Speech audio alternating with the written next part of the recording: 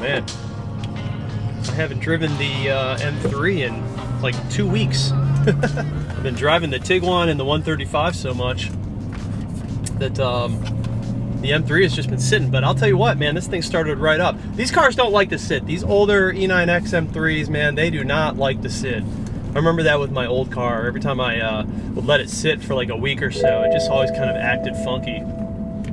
Anytime you get the BMW gong, it always sends a quick shiver through your spine, and then I look down and I'm like, oh yeah, it's just below freezing. Like, thank you, BMW, for scaring the ever-living shit out of me to just tell me that it's cold out. I'm aware it's cold out.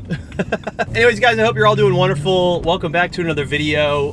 We are just continuing 2024 with some of these spitball videos where I just kind of throw the camera up on my way to the office and we chat. We chit chat. So for today's video, you guys, I want to talk about what I believe is the best bang for the buck, like for your value, BMW M car that you can buy right now.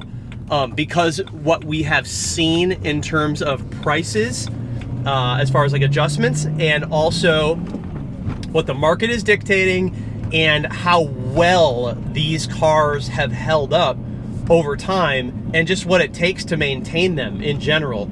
And the car that I'm talking about is the F8X BMW. The F80, the F82, and the F83. Not really a vert guy myself, but if you like the verts, you can save a lot more cash getting a vert. These cars are coming up on, well, now they are 9 years old. They're coming up on 10 years.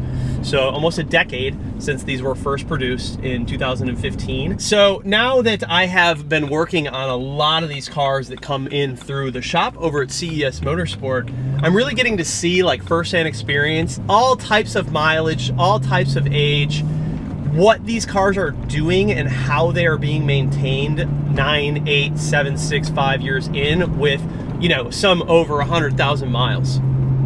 And this car doesn't even have 100,000 miles. And I've worked on F80s that have well over 100,000 miles. The things that I have noticed, so let's just take like an E9X M3. These cars require a lot of money to maintain. That's just how it is. They're expensive when it comes to maintenance, and you begin to figure that out when you get into the 70,000 plus mile territory. They're just expensive. You can see you can watch all of my maintenance videos, and I break down the list on what it actually takes to maintain these cars. The F8X M3s are far less expensive, and M4s are far less expensive to maintain when you compare the mileage. Obviously, these are different generations of cars that we're talking about. They're different engines, different chassis, so things are going to be different. That's to be expected. But for the value and how much you can pay these days to get into an F8X car, dude, you're getting a lot of car for the amount of money that you're paying. So the F80s were the last to dip into the 30s. So the F80 M3s you can now buy for in the $30,000 range. And I've seen plenty of examples of them in the $30,000 range. You can go check that out. A $30,000 car, in my opinion, for the majority of people is attainable. Like, that's not that crazy expensive of a car, especially these days when kids are somehow affording G80s and G82s. I don't even want to know what kind of car payments they have. But you can buy F80s, F82s, and F83s for in the 30s, and I believe some of the F82s and F83s you can actually get in the 20s, which is, dude, you're getting so much car for that amount of money. Now, would I spend like bottom barrel cash to get into an F8X like that? Probably not. I would probably look for an example that was a little bit cleaner, because you know that $30,000 F80 M3, $35,000 F80 M3 is going to be, it's going to have its shit that you're going to have to deal with. Now, with that being said, like older cars, things just are going to go wrong and things are just going to have to be replaced, especially depending on, you know, how the car was maintained. Like normal wear and tear items are going to have to be addressed. Brakes, spark plugs, shit like that. But in general, I have seen these cars upwards of 100,000 miles and they look good. I mean, obviously there are bad examples and good examples of everything, but I'm just kind of basing this off of the amount of cars that I've seen come into the shop, that I've had my hands on, that I've worked on. So this is real first-person experience. We can talk all day about what we've seen online and what other people are talking about. I'm just giving you what I have seen firsthand experience. There are going to be things that people are going to bring up when they're talking about the S65 crank hub. Oh my God, do your crank hub. Look, I get it. If you buy that car and you want to do the crank hub out of like insurance policy, it totally makes sense to me. I had my hub pinned on my M4 GTS that only had 20,000 miles on it. If I were to go buy a $35,000 F8X BMW, I would 1000% pin the hub. That's just me. Do you have to? Absolutely not. Do people get away without pinning the hub all the time? You know what I mean? It's just one of those things. It's literally like an insurance policy. For me personally, I would do it because I would just be doing it myself, and I enjoy doing those jobs. Now that I know how to do them, I find them to be, I don't know, there's something that's therapeutic about pulling a car apart and drilling into the crankshaft and putting a pin hub in there. Everyone's gonna have their own opinion on that part, which, you know, makes sense, because some people are gonna say it's snake oil, some people are gonna say you must do it, some people are gonna say it spun on startup, some people are gonna say it spun when I was hitting 8,000 RPMs and I, you know, did a kickdown, or I was racing someone and I did a 40-mile-per-hour kickdown, whatever. Without question, you know, the crank hub thing, it's definitely blown out of proportion, just like every issue that BMW has with their motor, anything that they have issues with, it's gonna be blown out of proportion. That is the internet. Welcome to the internet. People are just dramatic and crazy. But, you know, nonetheless, it is a thing that people want to take care of, and, you know, it's $3,000-$4,000 here on the East Coast to pin your hub. We add in a bunch of other things outside of just pinning the hub, you know, like a crank seal capture and shit like that. But to me, in my opinion, it's worth it, and I would do it, and I would just be budgeting for that. Like, it would make no difference to me. I would just be ready to do that no matter what the cost of the car is. Outside of that, you're gonna have little things like your charge cooler coolant tank is going to likely crack. Look at this old ass Rolls Royce. That is so sick. Look how dope that thing is. The charge cooler it's plastic, so it is going to, you can have failure points with the charge cooler cracking over time and losing a bit of coolant. Charge cooler coolant tank cracking is well known. It's another thing that I would just upgrade. Honestly, like, if I bought that car, I'd probably be doing some full bolt-on stuff anyway, so it really wouldn't matter. Like, I would just be upgrading all that shit anyways. The majority of the money that you're going to spend likely going to be on suspension components that just need to be refreshed, and then, you know, possibly center support bearings and things of that nature. Motor mounts, while you're there doing the crank hub, I don't know, maybe just go ahead and do your motor mounts if you're at 100,000 miles. These are all things that, again, like, I had to do these on all of my E9X M3 cars. These are just getting to be older cars, and it's normal. But I think, in my opinion, for the amount of money that you spend and what you're getting out of a car, I think the F8X is just the way to go. Like, you're getting such a well-rounded BMW M3. So obviously this part is going to be a little bit subjective, but looks-wise, I think the F8X M3s are one of the best looking M3s, in my opinion. I still prefer the F8X M3 looks over the G8X M3. Obviously, two very different cars. I just think they look better. That's just my opinion. I think the F8X M3, the F-Series M3 BMWs are some of the best looking BMWs. Aside from that, like, you're getting the technology that, you know, this car didn't quite get, because you're getting a much better, much cleaner iDrive experience. And then there's the power. You know, the S55 is just such a capable platform and engine, and they're fast, they're quick right out of the gate. Like, you really don't need to do a bunch of stuff to them. Like, all these people that shoot for the moon, you don't have to do all that, man. Like, just do your basic bolt-ons and do like a stage 2, and you will have plenty of power. Like, people don't need more than that. People are not, you can't use more than that on the street.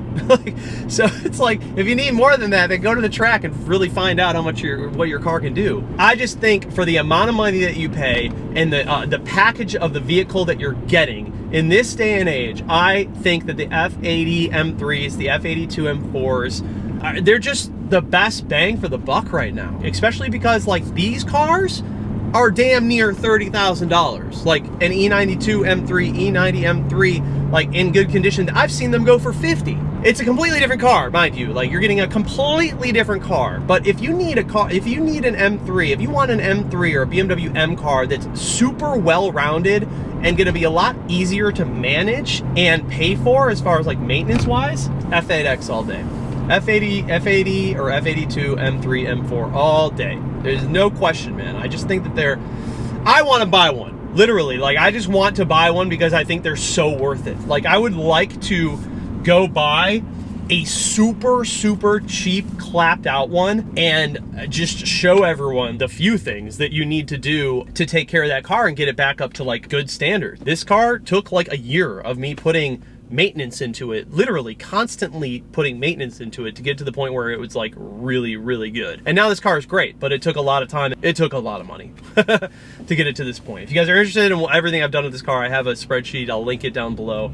You can see plenty of my videos that I've talked about, you know, maintaining this car. Again, completely different cars. Like, this is an older car with a V8. It's just going to be an entirely different experience all around, and the F8X is obviously another completely different type of car. Getting into sound, that's probably the only drawback for the majority of people when it comes to the S65 platform, is that it just kind of sounds tinny and farty. I've personally never like hated the sound of the F8X BMWs. I always thought that people were kind of dramatic about that. I have never really quite had an issue with the way they sound. I think they sound pretty good. Do I think they sound amazing? No. Do I think there's other platforms that sound way better? Absolutely. But I don't think they sound nearly as bad as people make them out to be. So for what you're paying and the package that you're getting, man, I highly recommend, if you guys have the budget for it, like in the 30s or low 40s, depending on which platform you want, go for the F8X BMW. Like, you will not be disappointed. You are getting an M car, you are getting a newer M car, you're getting the technology that you would want out of an M car, but you're also getting the driving characteristics out of an M car, and you're getting the power, you're getting the ease of making power, and you're getting a good, reliable BMW. And these have been out long enough to where that can be proven. Again, you guys, I want to like nail this point home as hard as possible. Every car, every platform, every series of car is going to have its bad examples. Doesn't matter what it is. There are going to be bad examples of every single car. All types of cars have issues. They have lemons. They have people who have just not taken care of them in the past, and that is going to show later on. Do your due diligence when you are buying a car. That goes without saying. In general, the majority of them have been really good and not too bad to maintain. With all things considered, like, if you want to see cars that are difficult to maintain, buy older, like pre-E9X M cars. Or not even M cars, just normal cars. You will find that it is a world of maintenance and reliability that you need to go through with those cars. So that's how I feel about, you know, in 2024, I think that is the car, man. I think for the money, I think we are going to see the F8Xs come down even more. And if you are cool with getting like a coupe, dude, you can find them in the high 20s. I just want to go buy one, just to like have one, because it's so cheap.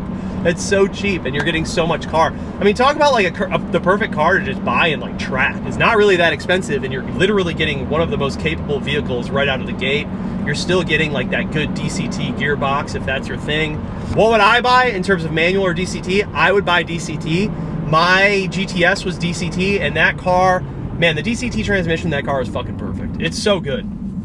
It's such a well-packaged transmission for that engine and that platform and the chassis. I love manual. I'm a manual guy. All my cars are manual, but man, the DCT is just great. It's so fun to drive, and it's just so good in that car. It feels awesome. So I personally would go DCT in that car. But again, totally up to you. So F82s, get them for a little bit cheaper. Convertible guys, man, you're in luck. You're gonna get them for dirt cheap. You're gonna get them definitely in the 20s, and you know, you can find them in 30s all day. If you want like a nicer version of an F80 M3, I mean, you can spend 40s and you're getting like a really good, like, perfect example of an F80 M3. It's crazy. Like, these cars were like twice that when they first came out. Anyways, that's my rant for today. Tell me what you guys think. F8X M cars. Is that where it is? Is that the place to be in 2024? Like, is that the car to buy? Personally, I think it is, man. Like, I just think that all of these G8X M cars are way overpriced still for what they are. G87 M2, not too bad, not too bad. But the majority of these other G82s and G80s, way too expensive for what they are. Like, yes, I understand they're super capable, but like, dude, some people are spending way too much on car payments, way too much, and those cars they're just not worth it. It's not. No car is worth that. I mean, unless we're talking about P car, we're talking about GT, like, you're in a different realm. But yeah, when you're spending over 100K on a G80, I'm out. Like, nah, I'm good. I would not spend over 100K on a G80. That's nuts. Anyways, tell me what you guys think. F8X M cars, is that the car to be in 2024? I surely think so. Anyways, I appreciate you guys. I'll see you in the next one. Peace.